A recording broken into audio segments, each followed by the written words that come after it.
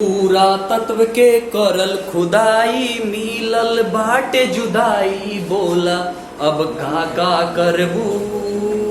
जी हाँ, नमस्कार दोस्तों, मैं हूं एश ज्ञान और आज लेकर आए हैं एक नए वीडियो पूरा तत्व के ऊपर। तो बने रहिए हमारे वीडियो के साथ। तो आज हम लोग इस वीडियो में समझेंगे पूरा तत्व होता क्या है और इस वीडियो में समझेंगे कि सिंधु घाटी सभ्यता कितनी सभ्यता थी और आज हमें जरूरत कौन सी मार्ग की है जिसके वजह से हम अपनी आधुनिक सभ्यता को बचा करके रख सके।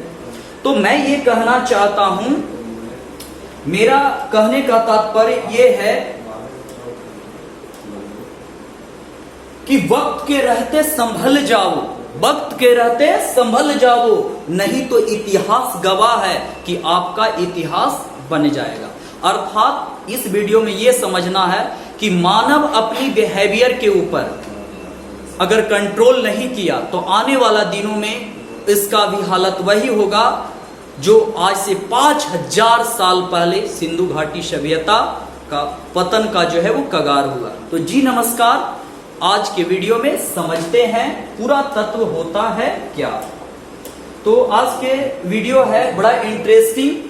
देखिए, जैसा कि हम लोग जानते हैं कि पूरा तत्व को इंग्लिश में आर्कियोलॉजिकल कहते हैं और ये दो वर्ड से मिलकर के बना हुआ है, जिसमें ए है आपका आर्कियोलॉजी जिसका मतलब होता है पुरातन और एक है लॉजिक जिसका मतलब होता है ज्ञान।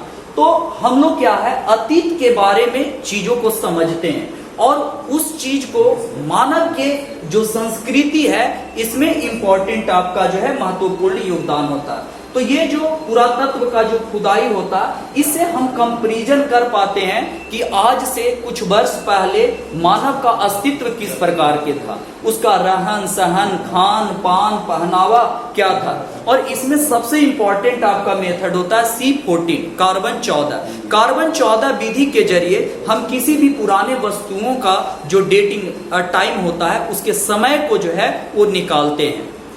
अब देखिए यहाँ पे जो है वो बहुत सारे लोग हैं पुरातात्विक आपका जो है वो चीजों के ऊपर अध्ययन कर रहे हैं। तो हाँ, आप भी अगर इंटरेस्ट रखते हैं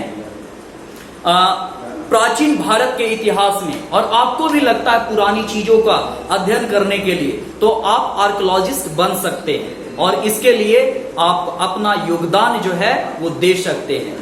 तो यहाँ पे मैं ये कहना चाहता हूं कि ये जो तस्वीर है, ये तस्वीरें क्या करती है कि हजारों शब्दों को बयां करती है। कहना ये है कि एक तस्वीर जो है हजारों शब्दों का बयां जो है वो करती है।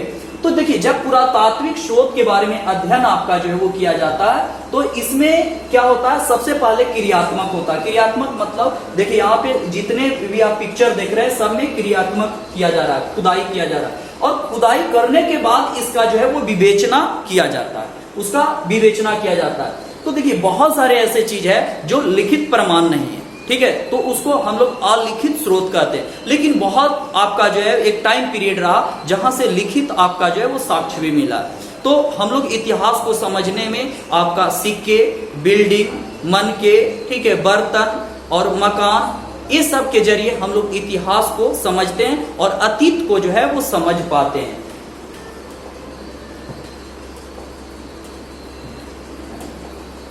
अब देखिए, एक यहां पर हम लोग देखें कि जो सभ्यता है, एक सभ्यता हमारी सिंधु घाटी सभ्यता, तो किसी भी सभ्यता में 3 पॉइंट स्ट्रांग होता है। किसी भी सभ्यता का पहले उत्थान होता है, फिर उसके बाद विकास होता और पतन के कगार पर चला जाता है। तो सिंधु घाटी सभ्यता का यही स्थिति था। आरंभिक आपका जो है ये था, फिर उसके बाद विकसित हुआ और उसके बाद आपका जो है वो पतन के कगार पर जो वो चला गया। तो इतनी बड़ी सभ्यता का आपका विकास हुआ, ठीक है, और इस सभ्यता के अंदर में इतनी सारी आपका जो है एविडेंसेज मिली और सबसे बड़ी महत्वपूर्ण बात कि सिंधु घाटी सभ्यता एक नगरीय सभ्यता थी। जो आज हम लोग टाउन प्लानिंग देख रहे हैं, आज हम लोग नालियां की बनावट देख रहे हैं, आज हम लोग सड़कों की बनावट देख रहे हैं, आज हम लोग गलियों की बनावट देख रहे हैं, ये आज से 5000 साल पहले आपका जो है ये संरचना बना हुआ था। तो यानी कहने का मतलब आज से 5000 साल पहले यानी कि इंजीनियरिंग पद्धति का बहुत ज्यादा डेवलपमेंट हो चुका था, विकास हो चुका था। तो वो लोग एग्रीकल्चर को भी डेवलपमेंट कर चुके थे, उद्योग को भी डेवलपमेंट कर चुके थे, और उसका कम्युनिकेशन एंड ट्रांसपोर्टेशन जो है वो डेवलपमेंट था। तो यानी कि साइंस के क्षेत्र में और उसके साथ साथ आर्ट यानी कला के क्षेत्र में भी निपुण था। तो वो मिस्टेक कहां पर हुई, वो गलतियां कहां पे की गई, जिसके वजह से ये सभ्यता आपका जो है वो पतन के कगार पर चला गया। तो मैं ये समझता हूं कि सिंधु घाटी सभ्यता में इतना आपका जो हाई प्रोफाइल था कि वहां से लिपस्टिक का प्रमाण मिला। ये देख रहे हैं लिपस्टिक का जो है वो एविडेंसेस जो है वो मिला। तो सोच लीजिए कि कितना जो है वो डेवलपमेंट आपका जो है ये सभ्यता आपका था। चलिए, अगर आज जो ये अर्बनाइजेशन देख रहे हैं, ये शहरीकरण आप देख रहे हैं, तो शहरीकरण जो है हमारी इन्वायरमेंट के ऊपर बहुत इंपैक्ट डाल रहा है, और खास करके जो है वो पर्यावरण।